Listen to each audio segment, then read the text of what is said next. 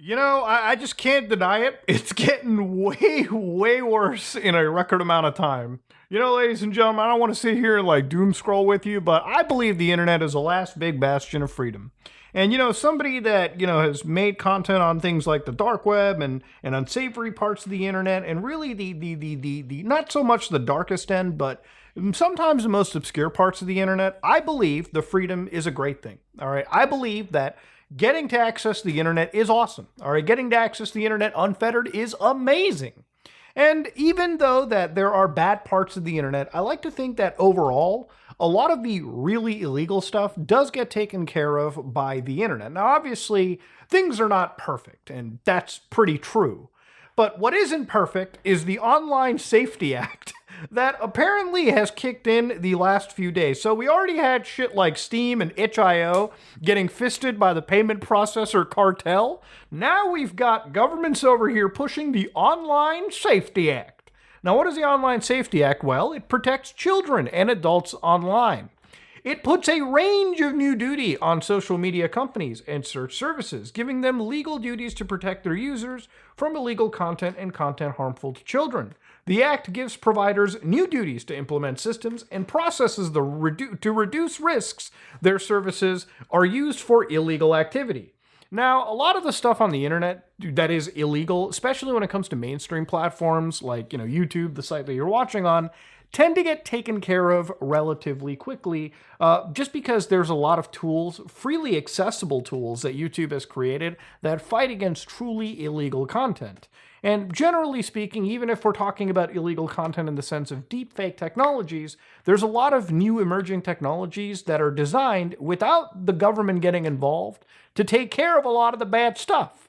Now, do I think the United Kingdom is necessarily there to give a shit about the actual online safety of children? Absolutely not. Every kind of law that I've seen, and there's plenty of these laws where, for instance, accessing, the hub, accessing, adult websites now require you, ladies and gentlemen, to dig for your wallet, okay?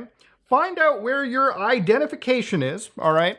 I'm not going to show it for you, and then present that over to, an online platform. So you take a photo of your ID, you send it over, and they verify it. Now, usually these IDs are supposed to be deleted in a matter of 24 hours, but given what we've seen with an app called Key in the last week, in the last few days, it doesn't seem like all this information just magically gets deleted. Sometimes it can be up there, sometimes it can be unsecure, and sometimes people can just grab this information. And it's a scary world, okay? We are absolutely creating new repositories that could possibly be hacked, and our information could be shared around. Our very private information, okay? It's a fucking wild world. Now, overnight, a lot of the biggest sites on the internet, for instance, started throwing out these big blockages. So, for instance, if you were in the UK and you saw this on a post on Twitter, due to local laws, we are temporarily restricting access to this content until X estimates your age. So obviously they're going to be requiring you to send in a selfie or a driver's license and verify if you're actually like a real, adult or something. Now, of course, when you go down into it, you can even see that, again, when people were researching this, Ofcom, the agency that is, leading the charge with the Online Safety Act, says age assurance methods supported are things like facial age estimation. So this is usually where, you point a camera at your face, and AI looks at your face and guesses what your age is. And of course, it checks a person's age via their credit card provider, bank, or mobile phone network operator. So much like a lot of sites, I think OnlyFans does it too, where, in order to do anything on the website, you have to actually, connect a credit card, and they do like a little 10-cent charge, and they basically, you have to tell them how much money you charged just to verify, if the credit card provider is a valid one. And through the credit card provider or the bank, they can verify if somebody is of age. Then you've got photo ID matching, which is where they take your driver's license or any valid ID that you show at a bar. That would be sent over to whatever server, and they would validate that way. Or you could even send a passport or a similar ID, which you check against a selfie. So again, it's really up to the agency. So for instance, it's up to you. It's not done through the government. You actually have to go through a third-party organization. And this is where, again, they want to adopt these measures where they want to, not exclude adults from accessing legal content that may be adult. but should protect their privacy as well. Age assurance methods deployed by the adult content platforms are subject to the GDPR. So there's a lot of red tape and regulations put around it. And I think it's not so much the government wants to just censor people or track them. If the government wants to censor you, let's say the government wants to track what websites you're going to, it's very easy for the government in this case to just literally go and put a flag on you and just see what you're looking through at the ISP level. There's almost no way to really avoid that. There's nothing that stops a government agency from launching malware against you. Again, if the government wants to track what you're doing on the internet, it's actually very easy. No, what I think here is it's almost like a business interest. I think somebody in the VPN lobby has sort of guided the government to doing this, because overnight, I think Proton VPN got like 1,000% like upticks in signups or just interest. And I think a lot of it also benefits these companies that are doing third-party verification in general. But ultimately, look, at the end of all this, this is making the internet just significantly more inaccessible. Now, for a lot of big providers like Twitter or YouTube or Reddit, and even some of the biggest adult websites, they could just provide the third-party support and they can weather the financial cost. But the thing is, for smaller websites or websites that operate on a shoestring budget, like Wikipedia, which we'll look at in a second, that, ladies and gentlemen, may be a death knell for those platforms. So for instance, if you're somebody on Discord right now in the United Kingdom, according to this Online Safety Act, you now have to provide your information to access Discord and verify yourself for having an age-appropriate experience, I guess. So how do you do the verification? Well, apparently you take a video selfie or you scan your identification, okay? Then, of course, your age group is saved after this verification, and then they'll DM you those results once they've verified your thing. So obviously, for something like Discord, I imagine they probably are working with an outside AI company that will take your, driver's license ID or your, video selfie and be able to approximate an age, or be able to, just OCR an entire driver's license and validate the absolute, just to validate, what it is. Now, does this protect children in any case? Absolutely not. Because remember, this is easily bypassed if children can grab access to their parents' or grandparents' IDs and just provide them in place of whatever their ID would be for Discord. And there really isn't any way for any of these sites to truly validate this information. I mean, somebody could literally go to their mom's purse, grab an ID, send it over here, and I don't know, it would probably be validated, especially if they match usernames, ages, everything in the sign-up process. Now, one thing that I want to also talk about too is obviously people will say, hey, just get a VPN, it'll bypass a lot of this. And it probably will for the most part, but nothing stops a lot of the government from, tightening some of these restrictions or tests, right? Like, imagine if you're a social media service, they can just go on you and say, okay, you're not doing enough. So the social media service, instead of just, looking for a VPN check or looking for a location check, a geolocation track, it may start to look even deeper. And what a lot of people don't know is that their web browser gives a lot of information about themselves that they may not know. For instance, my browser gives time zone offsets, the location of my general area, which would be in Toronto. Just from my time zone systems, it'll get an idea of what my screen resolution looks like. It'll get an idea for my fonts. You can identify a lot about an individual's location beyond just their geolocation. You can use flags that will identify their locale settings on their system, right? I mean, why would somebody who lives in the United Kingdom, or for example, let's say that you're accessing a website, right? Why would somebody who is accessing a website from the United States, for instance, having all of their browser fingerprinting, all of their hardware fingerprinting, matching that account or computer of that would exist in a country like the United Kingdom, for instance, right? These would be checks that would be validated and checked constantly, and a lot of this stuff would be used to identify who you are, even behind a VPN. So I think that's one of the things that people kind of have to watch out for. Now, whether you use a more hardened browser or whether you use something like Tor to completely obfuscate yourself as much as you can. The thing is, there are a lot of ways to censor the internet or block people from accessing websites that the government doesn't deem okay. And again, it's easy to use adult content to weasel your way into this, right? But again, a lot of the problems with this law is that the description of adult content or harmful content can in some ways be a little vague. So maybe the government can use this to block, certain political speech, certain speech in general that, may not be favorable. Maybe they might say that, hey, showing people how to use a VPN or how to use privacy techniques may in fact be harmful. Why are you teaching people that?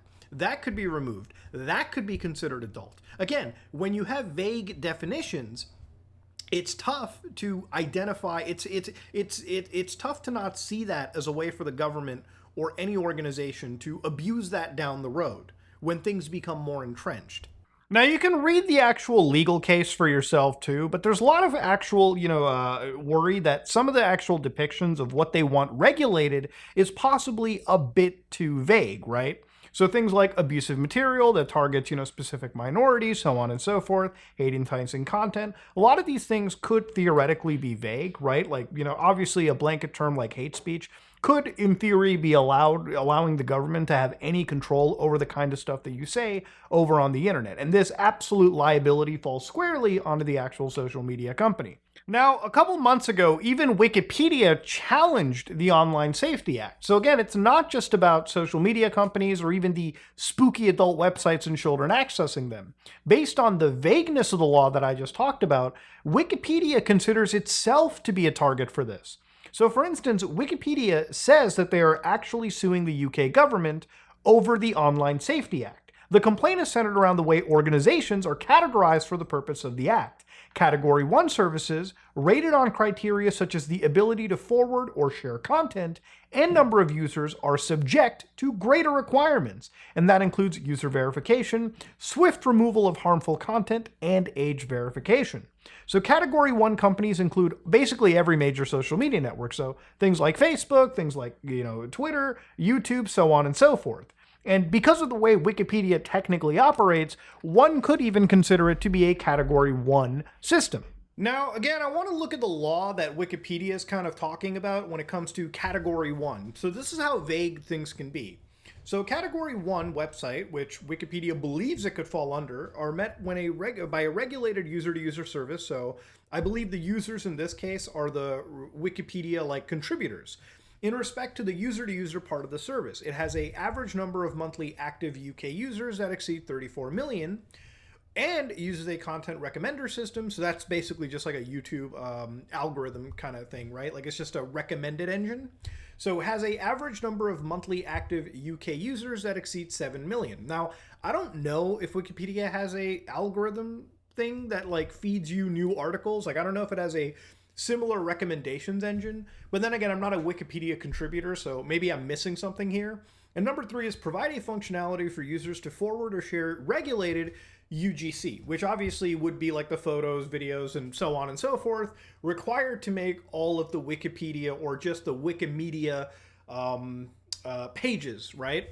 So this is where it gets really wild, right? When Wikipedia is fighting against this, there's an explanation that this is obviously way too vague. Now, regardless of what you think about Wikipedia, I don't think I would put a porn site and Wikipedia in the same category. The only way those things are similar is if you're looking up oral sex or something on Wikipedia and you happen to see an image. No, the reality is these kind of laws exist so that you can make the internet as annoying to access as you want. Because here's the thing, most people aren't going to dig out a VPN. Most people aren't going to bypass these or even attempt to bypass it, okay? They've added so much friction to this bullshit that the only people thinking of bypassing it are nerds like me and you, okay? This is a simple way for them to basically inflict as much pain on these websites as possible. And the thing is, sites like Facebook might be able to get through it because they have the money for it, but a site like Wikipedia, for instance, which if you go to the actual website, and you actually just go to Wikipedia, they will constantly be asking for donations. I mean, not super in your face, but they will ask you for donations to their website, because ultimately this website runs off of donations. They need donations. It's one of the most visited websites in the world that obviously falls under the amount of viewers needed to be a Category 1 site, but it doesn't nowhere generate the money needed to implement these like third-party facial verification or just these like verification systems, and that's where it tends to like fall down. Okay, that's where it tends to lose. If enforced on Wikipedia, Category 1 duties would undermine the privacy and safety of Wikipedia volunteer users, because they would have to basically provide their identification, expose the encyclopedia to manipulation and vandalism, and divert essential resources from protecting and improving Wikipedia and other Wikimedia projects. Because no, the government isn't putting their resources, I believe, into the line. They're basically giving a lot of third-party companies the business advantage of jumping in and being the verifiers of this, right? So it'd be one thing if the government was truly the one responsible for storing, vetting, and basically being the ones that would, check your IDs or your facial maps. But since we're handing this out to third-party organizations, that is always a recipe. That's always a recipe for disaster, so to speak. So again, it's not just Wikipedia, but even areas like, again, 4chan, parts of the internet where it can be considered one of the raunchy, hubs, has even said that for their British users, starting July 25th, in accordance with the Online Safety Act, 4chan will immediately block and cease all access to all of its content for visitors from the UK and British overseas territories. The UK law requires extensive monitoring and verification filters of our platform for its internet subjects, of which our small dedicated team is neither equipped nor capable to comply effectively. So again, Wikipedia or Wikimedia was operating with, again, just a fucking shoestring budget, quite literally, in comparison to something like YouTube, for instance, right? And 4chan obviously doesn't have that crazy amount of money either. We also do not want to compromise our users' privacy, liberty from consequences, and freedom of expression to meet these overwhelming demands. After a difficult yet considerate interest of both UK users, it has been decided that UK ISPs and domains will no longer be able to view nor engage with any content on its sites or its functions. So for a lot of the British 4chan users, you just can't access your website anymore by going to 4chan.org. Now, ultimately, in the end, there's a lot of ways around this, and all those ways involves VPNs.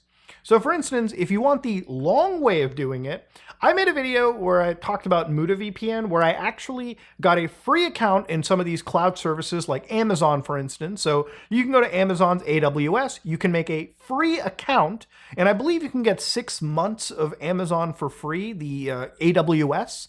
And as long as you go under Amazon EC2, you can set up an open VPN container and actually have your own VPN that routes to the United States.